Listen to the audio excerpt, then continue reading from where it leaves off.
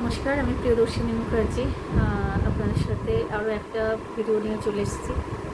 আপনারা একটু প্লিজ আমাকে জানাবেন, আপনারা আমার ভিডিও যারা দেখেন, যারা নিয়মিত আমার ভিডিও দেখেন, আমার চ্যানেল ফলো করেন, আমার চ্যানেলের বিষয়বস্তুগুলো আপনাদেরকে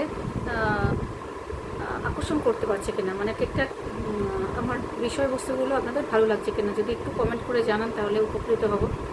আর প্লিজ যারা নতুন দেখছেন একটু চ্যানেলটা সাবস্ক্রাইব করে দেবেন, আর যারা সাবস্ক্রাইব করে রেখেছেন আগের থেকে তাদেরকে অনেক ধন্যবাদ। আমার ভিডিও দেখার জন্য অনেক ধন্যবাদ। প্লিজ কমেন্ট করবেন, যদি ভালো লাগে সেটাও করবেন, যদি খারাপ লাগে কিছু সেটাও কমেন্টে জানাবেন আমাকে প্লিজ। তো শুরু করছি আজকের বিষয়বস্তু। আজকে আলোচনা করব আমি যে মহাদেবের থেকে কি নটরাজ মূর্তি আর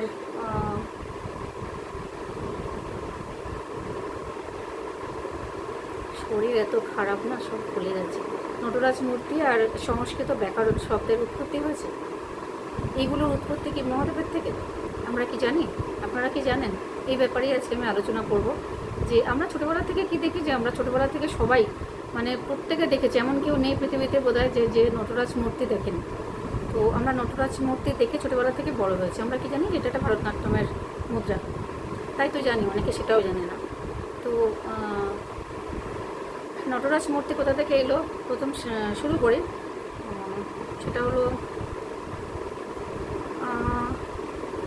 মহাদেব যখন তাণ্ডব নৃত্য করেছিল না, সৃষ্টির যখন শুরু হয় বা যখন প্রলয় হয়, যখন ধ্বংস হয় বা সৃষ্টি যে সময় হোক, যখন তাণ্ডব নৃত্য করে মহাদেব, সেই তাণ্ডব নৃত্যর একটা মুদ্রা বলতে পারেন এই নটরাজ মূর্তি। আমরা যে নটরাজ মূর্তি দেখি সেটা হচ্ছে মহাদেবের তাণ্ডবের একটা অংশ মাত্র। নটরাজ মূর্তিটা দেখি যেটা আমরা, এবং আমরা অনেকেই জানি না যে মহাদেবের যে তাণ্ডব নৃত্য, তার থেকেই কিন্তু পরবর্তীকালে ভারতনাট্যম নৃত্যের সৃষ্টি হয়েছে, বা বলা যায় ভারতনাট্যম নৃত্য মহাদেবের তাণ্ডব দেখেই তৈরি করা হয়েছে ভারতনাট্যম নৃত্য, অনেকেই জানে না। আর নটরাজ মূর্তির কথা বললাম, যে নটরাজ মূর্তিও কিন্তু মানে ভারতনাট্যমের ফর্মে যে তাণ্ডব নৃত্য করেছিল মহাদেব, সেই রূপকেই নটরাজ রূপ বলে। নটরাজ রূপ কাকে বলে না, যে ফর্মে ভারতনাট্যমের একটা ফর্মেই মহাদেব তাণ্ডব লীলাটা চালিয়েছিল, যে নৃত্যটা করেছিল, সেটা কিন্তু সেই রূপকে কিন্তু নটরাজ রূপ বলে। আর তাণ্ডব নৃত্য করার পর আরও একটা কাজ করেছিল, সেটা হলো ঋষি সনকাদি ছিল। আমরা অনেকেই জানি ঋষি সনকাদির নাম। তো ঋষি সনকাদির জন্য মহাদেব 14 বার ডমরু বাজিয়েছিল তাণ্ডব নৃত্য করার পর। ঋষি সনকাদির জন্যে এর জন্য একটা গল্প আছে, পৌরাণিক একটা কাহিনী আছে, তো শিব পুরাণে বর্ণিত আছে, কিন্তু আমি সেই গল্পে আর যাবো না এখন। আমি এটাই বলবো যে আমাদের যে আদি অন্ত, আমরা যেগুলো জানি না, যে সৃষ্টি, ধ্বংস, প্রলয়, আমরা যা যা জানি পৃথিবীতে না, সব কিছুর সাথে কিছু না কিছু জড়িত আছে। যেমন এই যে ভারতনাট্যম আমাদের, আমরা যে ভারতনাট্যম খুব বেশি বিখ্যাত, তো সেই ভারতনাট্যম কিন্তু মহাদেবের তাণ্ডবের থেকেই এসেছে। এবারে বলি যে ওই যে সনকাদির, ঋষি সনকাদির ব্যাপারটা বলতে গেছিলাম। ঋষি সনকাদির সামনে, ঋষি সনকাদির জন্যে ওই তাণ্ডব নৃত্য করার পর মহাদেব কী করেছিল, 14 বার ডমরু বাজিয়েছিল।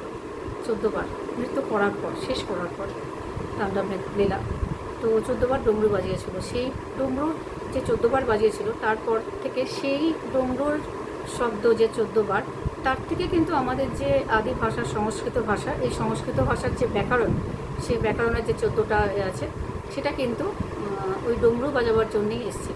পরবর্তীকালে আমরা সংস্কৃত ভাষাকে যেভাবে পেয়েছি, সংস্কৃত ভাষার ব্যাকরণকে, ব্যাকরণ ছাড়া তো কোনো ভাষার ভেতর এন্ট্রি করা যায় না।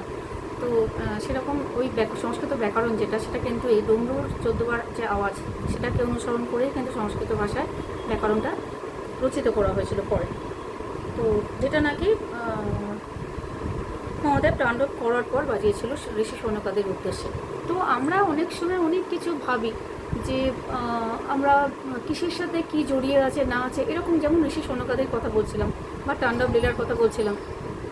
এই তাণ্ডব লীলার ঘটনা হয়তো অনেকে জানে, অনেকে জানে না কী জন্যে তাণ্ডব করে মহাদেব বা ঋষি সনকাদিকে। এই ব্যাপারে হয়তো আমার অনেকটাই জ্ঞান আছে, কিন্তু আমি এই আলোচনার মধ্যে ইনক্লুড করব না, এই জন্য যে এই আলোচনাটা পুরোপুরি আলাদা। শিবের থেকে কী কী উৎপত্তি হয়েছে আমরা কি জানি? শিবই তো আদি, শিবই তো অনন্ত। তার থেকেই সব কিছু পৃথিবীতে যা যা উৎপত্তি হয়েছে বেশিরভাগই শিবকে নিয়েই উৎপত্তি হয়েছে আমরা জানি। তো শিবের থেকেই আমরা এইসব পেয়েছি। তো আজকে ভারতনাট্যম, নটরাজ মূর্তি আর আর একটা হচ্ছে সংস্কৃত ব্যাকরণ শিবের থেকে কীভাবে এসছে সেটা আপনাদের বললাম।